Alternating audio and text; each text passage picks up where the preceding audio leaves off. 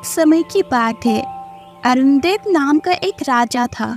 उसके 3 बेटे थे और एक बहुत बड़ा राज्य था। जैसे जैसे राजा की उम्र बढ़ने लगी, उसे अपने राज्य की चिंता सताने लगी। अब राज्य का उत्तराधिकारी चुनने का समय आ गया था।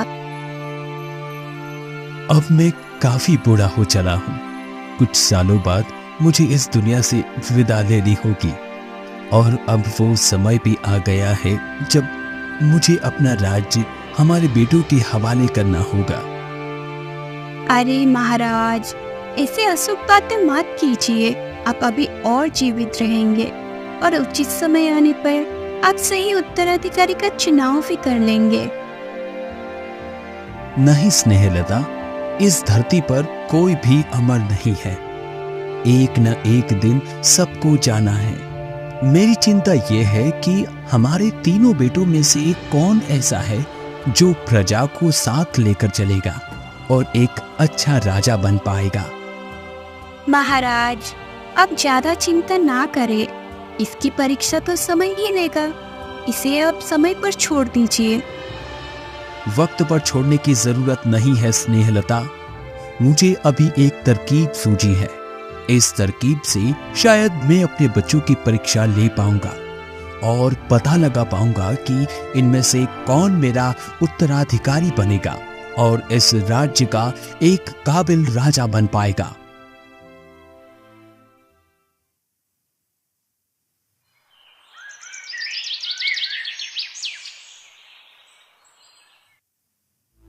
अगले दिन सुबह राजा अपने एक मित्र मंगल के पास जाता है। कैसे हो मंगल? अरे इतने बड़े महाराज आज मेरी कुटिया में। बताए महाराज, आपका कैसे आना हुआ?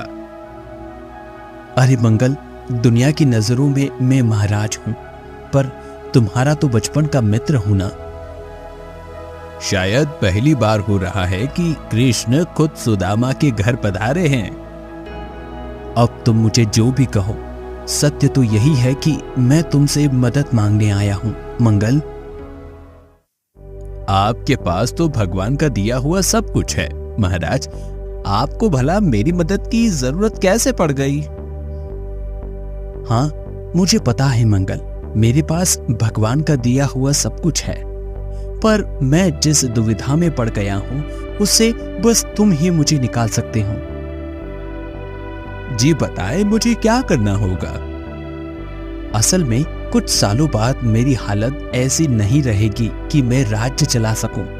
मुझे अपने तीनों बेटों में से किसी एक को राजगद्दी सौंपना पड़ेगी। अब कौन उस राजगद्दी का असली हकदार है और कौन सच में काबिल है, ये पता लगाने के लिए तुम्हें और मुझे मिलकर एक नाटक रचना होगा। कैसा नाटक महाराज? राजा मंगल को अपनी सोची हुई योजना विस्तार पूर्वक समझाता है। ठीक है, मैं समझ गया महाराज। आप बिल्कुल चिंता न करें, मैं इसे बहुत अच्छे से कर लूंगा। इस नाटक से मुझे ये पता लग जाएगा कि मेरे तीनों बेटों में से कौन एक सच्चा इंसान है और प्रजा की देखभाल कर सकता है, और उसी बेटे को मैं अपना सिंहासन दे दूंगा। इसके बाद राजा अपने महल लौट आता है और एक एक करके अपने तीनों पुत्रों को कमरे में बुलाकर सबसे एक ही बात बोलता है। प्रणाम पिताश्री। अजय, तुम मेरे सबसे प्रिय पुत्र हो और मुझे लगता है कि तुम सबसे ज्यादा काबिल भी हो। इसलिए मैं चाहता हूं कि तुम्हें मेरे सिंहासन का उत्तराधिकारी चुना जाए। ये तो मेरे लिए बहुत ही सौभाग्य की बात होगी पिताश्री। ठीक है पुत्र, अभी तुम जाओ। और हाँ, और ये बात अभी किसी से मत कहना कि मैंने तुम्हें अगले राजा के रूप में चुना है। थोड़ी देर बाद राजा विजय को अंदर बुलाता है और उससे भी यही कहता है कि वो अगला राजा बनेगा। फिर थोड़ी देर बाद धनंजय भी अंदर जाता है और राजा उसे भी ये बोलता है कि अगला राजा उसे चुना जाएगा।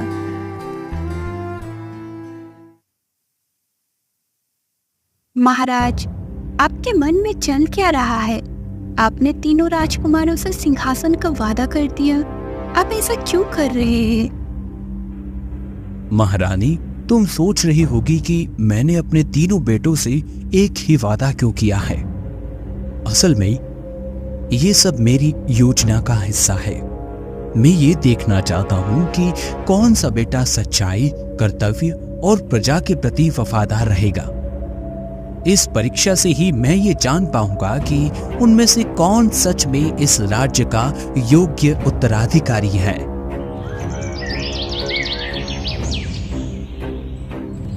तीनों भाई ये समाचार सुनकर बहुत खुश थे, लेकिन उन्हें इस बात का अंदाजा नहीं था कि जल्द ही उनका सामना एक कठिन परीक्षा से होने वाला है।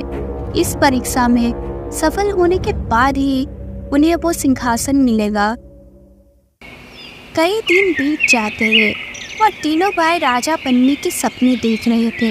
तभी अचानक एक सभा बुलाई जाती है। सभा में राजा, महारानी स्नेहलता, राजा का मंत्री सुजन सिंह, एक सैनिक और राजा के तीनों बेटे शामिल होते हैं। इसके अलावा वहाँ एक कैदी भी मौजूद होता है जिसे सजा दी जाने वाली थी। वो कैदी और कोई नहीं बल्कि महाराज का बचपन का दोस्त मंगन है, जो वास्तव में कैदी नहीं बल्कि केवल कैदी बनने का नाटक कर रहा है। क्या हुआ पिताजी? इस कैदी का अपराध क्या है और इसे कौन सी सजा दी जाने वाली है? इसे आज ही फांसी दी जाने वाली है। पर पिताजी, फांसी ही क्यों? क्या किया है इसने? इसका अपराध क्या है? इसने आज भरे बाजार महाराज यानी मुझे गालियां दे रहा था। राजा के खिलाफ जो भी आवाज उठाता है उसकी सजा केवल और केवल मृत्यु है। ये आप क्या कर रहे हैं पिताजी? इतने छोटे अपराध के लिए इतना बड़ा दंड, ये तो अन्याय है। अब तुम मुझे न्याय और अन्याय का मतलब समझाओगे? इसने सबके सामने मेरे बारे में उल्टा सीधा कहा है। इसे मृत्यु की सजा देने के अलावा कोई और विकल्प नहीं है। ये तो गलत है पिताश्री। प्रजा को अपनी राय व्यक्त करने का अधिकार होना चाहिए। अगर कोई सीमा से बाहर जाकर कुछ बोलता है तो उसे दंडित किया जाना चाहिए, लेकिन उसके जीवन को समाप्त कर देना ये उचित नहीं है। मैं आप तीनों राजकुमारों से हाथ जोड़कर विनती करता हूँ कि आप कृपया महाराज से मेरी इस गंभीर गलती को माफ करवा दें और मुझे एक और मौका देने की कृपा करें। हाँ, ये मंगल तो वास्तव में एक शानदार नाटक कर रहा है। पिताश्री, मैं क्षमा चाहूंगा, लेकिन मैं आपके इस निर्णय के बिल्कुल खिलाफ हूं। अच्छा, और कौन है जो इस निर्णय के खिलाफ है और इस अपराधी को बचाना चाहता है? मैं भी इसके खिलाफ हूं पिताश्री। हाँ पिताजी, मैं भी इसके खिलाफ ही हूं। वाह, मेरे तीनों बेटे न्याय की समझ रखते हैं। ये जानते हैं कि इस अपराध का क्या दंड होना चाहिए। तो आप तीनों ये चाहते हैं कि इस कैदी को मृत्यु दंड न दिया जाए। ठीक है, आप तीनों एक एक करके मेरे कमरे में आइए। राजा अपने कमरे में चला जाता है और सबसे पहले विजय को वहां बुलाता है। प्रणाम पिताजी। तो तुमने मन बना लिया है कि तुम इस अपराधी को मृत्यु की सजा नहीं देना चाहते? जी पिताजी, मुझे लगता है कि उस अपराधी को छोटे से अपराध के लिए बहुत बड़ी सजा दी जा रही है। ठीक है, अगर तुम इस कैदी को मृत्यु दंड से बचाना चाहते हो तो तुम्हें इसके लिए कीमत चुकानी होगी। तुम्हें जो सिंहासन देने का मैंने वादा किया था उसे हमेशा हमेशा के लिए भूलना पड़ेगा। बोलो, क्या तुम ऐसा करने के लिए तैयार हो? क्या? हाँ, तुम एक राजा के निर्णय को बदलने की बात कर रहे हो। इसके लिए तुम्हें उसकी कीमत चुकानी होगी। जो सिंहासन देने का वचन मैंने तुम्हें दिया था, तुम्हें उसे हमेशा हमेशा के लिए भूलना पड़ेगा। बोलो, क्या तुम ऐसा करने के लिए तैयार हो? पिताजी, मैं एक आम इंसान की जान बचाने के लिए अपना भविष्य दांव पर नहीं लगा सकता। आप उसको मृत्युदंड दे दीजिए। वाह, ये तो बड़े न्याय की बातें कर रहा था। जब बलिदान देने की बात आई तो पीछे हट रहा है। ये तो राजा बनने के काबिल बिल्कुल नहीं है। ठीक है, मैं समझ गया। अब तुम यहां से जाओ। थोड़ी देर बाद राजा अजय को अपने कमरे में बुलाता है। बेटा अजय, अगर तुम चाहते हो कि इस व्यक्ति को मृत्यु दंड न मिले तो तुम्हें इसकी कीमत चुकानी होगी। इसकी जान के बदले तुम्हें अपने भविष्य का सिंहासन छोड़ना होगा। क्या एक आम इंसान की जिंदगी बचाने के लिए मुझे अपना सिंहासन छोड़ देना चाहिए? यह कतई नहीं होगा मुझसे। मैं इतना बड़ा देवता नहीं हूं कि इतना बड़ा बलिदान दे सकूं। आप उसे मृत्यु की सजा दीजिए, मैं कोई विरोध नहीं करूंगा। राजा उदास हो जाता है क्योंकि उसका दूसरा बेटा भी पलट गया। अब राजा को पूरी उम्मीद अपने तीसरे बेटे से थी। थोड़ी देर बाद धनंजय भी कमरे में आता है। प्रणाम पिताजी। बेटा धनंजय, क्या तुम उस कैदी को मौत की सजा से बचाने के खिलाफ हो? हाँ पिताजी, मैं इस अपराध के बिल्कुल खिलाफ हूँ। न्याय यही कहता है कि जितना बड़ा अपराध हो, दंड भी उतना ही होना चाहिए। न तो बड़े अपराध के लिए छोटा दंड होना चाहिए और न ही छोटे अपराध के लिए बड़ा दंड।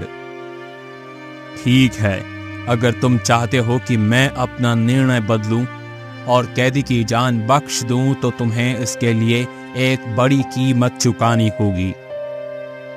जी बिल्कुल, मैं उस इंसान को न्याय दिलाने के लिए कुछ भी करने को तैयार हूं। बताइए, मुझे क्या बलिदान देना होगा?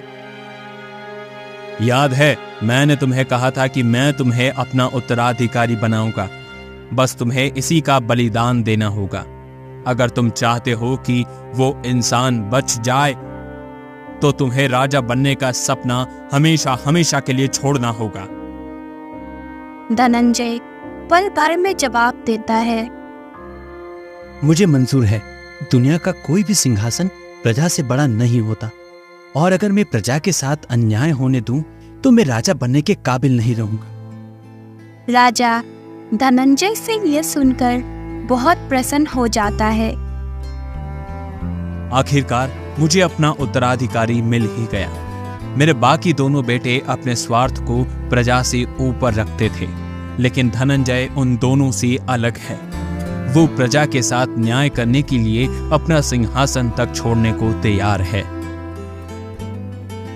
तुम परीक्षा में सफल हुए मेरे बेटे। कैसी परीक्षा पिताजी? आओ, मैं तुम्हें उस कैदी से मिलाता हूं। तभी मंगल अंदर आता है। उसने बहुत अच्छे कपड़े पहने हुए थे, पर उसकी हालत बहुत अच्छी थी। उसे देखकर ऐसा नहीं लग रहा था कि वो एक कैदी है जिसे मौत की सजा दी जानी थी। मेरे वर्तमान और भविष्य के महाराज, आप दोनों को प्रणाम। पिताजी, ये इंसान तो वही अपराधी है। हाँ, ये वही है। इस इंसान ने कोई अपराध नहीं किया है और ना ही इसे मौत की सजा दी जाने वाली है। ये मेरा बचपन का दोस्त मंगल है, जिसे साथ मिलकर मैंने ये नाटक रचा और अपने तीनों बेटों की परीक्षा ली। अजय और विजय इस परीक्षा में सफल नहीं हो सके, लेकिन तुम अपनी न्यायप्रियता के कारण इस परीक्षा को पार करने में सफल रहे हो पुत्र, और मैं तुमसे इस बात पर बहुत प्रसन्न हूं। पिताजी, आपने बचपन में मुझे जो भी शिक्षा दी है, मैंने उसे अपने जीवन में पूरी तरह से अपनाया है। मैं जानता हूं कि संसार में न्याय से बड़ा कुछ भी नहीं है। एक राजा कभी एक निर्दोष को सजा नहीं देगा। हाँ पुत्र, और इसलिए तुम पूरी तरह से इस सिंहासन के योग्य हो।